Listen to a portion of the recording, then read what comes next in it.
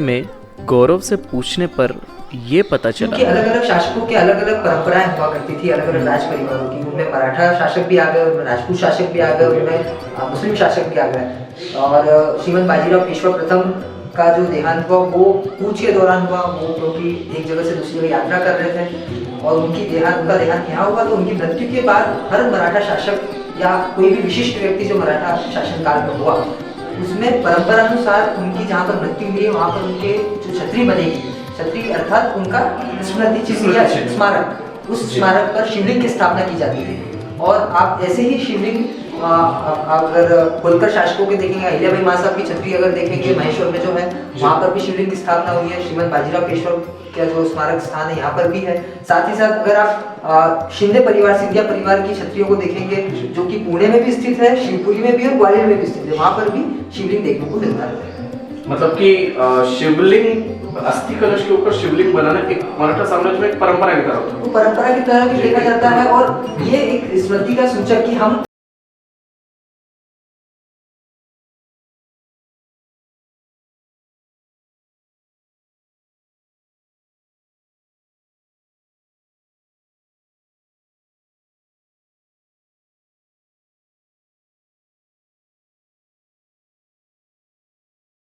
श्री बालाजी विश्वनाथ पिता थे, श्री बालाजी विश्वनाथ पिता थे, वो राधा माँ का जाया था।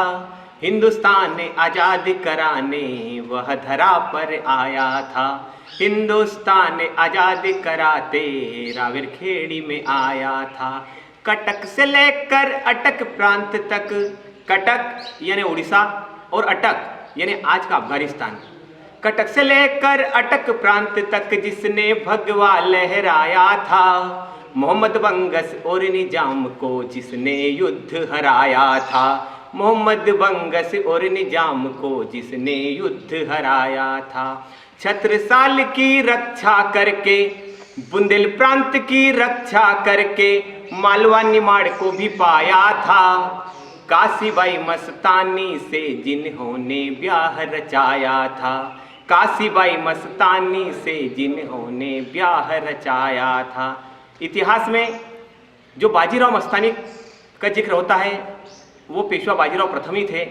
और जो मस्तानी थी वो एक हिंदू राजा यानी छत्रसाल बुंदेला, जिनकी मुस्लिम पत्नी रूहानी बेगम से जन्मी थी। और मस्तानी जो थी छत्रसाल बुंदेला की बेटी थी।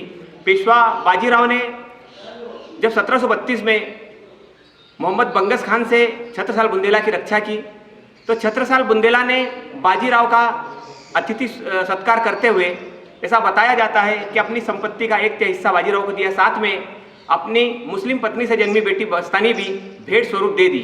बाजीराव उनको पुणे ले गए और वहाँ पर अपनी पत्नी का दर्जा देते हुए उनको रखा। आगे जाकर इतिहास में बाजीराव मस्तानी से एक बेटे का जन्म हुआ जिसका नाम शमशेर बहादुर था। बाजीराव जब रावेरखेड़ी में मरे तब वो 7 साल के थे। ऐसा बाजीराव मस्तानी जो फिल्म बनी थी वे बाजीराव पेशवा प्रथम के ऊपर ही बनी थी। नाना साहेब शमशेर बहादुर को पुत्र रत्न में पाया था। मुगलों के सिंहासन कांप उठे जब उसने धाक जमाया था। दिल्ली के तख्त भी कांप उठे जब उसने धाक जमाया था। गायकवाड़ होलकर सिंधिया पवार से मराठा संघ बनाया था। ऐसा बताया जाता है कि जैसे ही पेशवा बाजीराव ने मध्य भारत को जीता तो अपने खास सूबेदार मल्हार राव होलकर को इंदौर प्रांत, गायकवाड़ों को गुजरात, अपने सूबेदार पवारों को धार की रियासत दी। और जैसे उज्जैन प्रांत को जीता तो वहाँ पर अपने खास सूबेदार राणोजी शिंदे को वहाँ की सूबेदारी दी। इस प्रकार से उन्होंने मराठा संघ बनाया। गायकवाड़ होलकर सिंधिया पवार से मराठा संघ बनाया था। 41 वो युद्ध जीत कर अपराजय कहलाया था। यानी भारतीय इतिहास के एकमात्र अपराजित योद्धा जिन्होंने 41 युद्ध लड़े 40 वर्ष की उम्र में और 40 के 40 अजय हुए, इसलिए अजय योद्धा के नाम से भी बाजीराव को जाना जाता है। गायकवाड़ होलकर सिंधिया पवार से मराठा संघ बनाया था। 41 वो युद्ध जीत कर अपराजय कहलाया था। लू लगने से वीर गति हो गई हो, रावेरखेड़ी में वीर गति हो गई।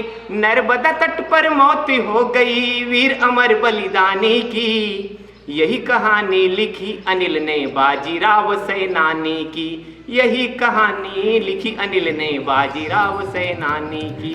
और कहते हैं कि पतझड़ साख बाहर बन जाएगी, ये धूल उड़कर आकाश में थम जाएगी, जिंदगी हम भी राष्ट्रहित में जूझ के देखें, शायद हमारी कथा भी एक दिन इतिहास बन जाएगी। जय बाजीराव, हर हर महादेव।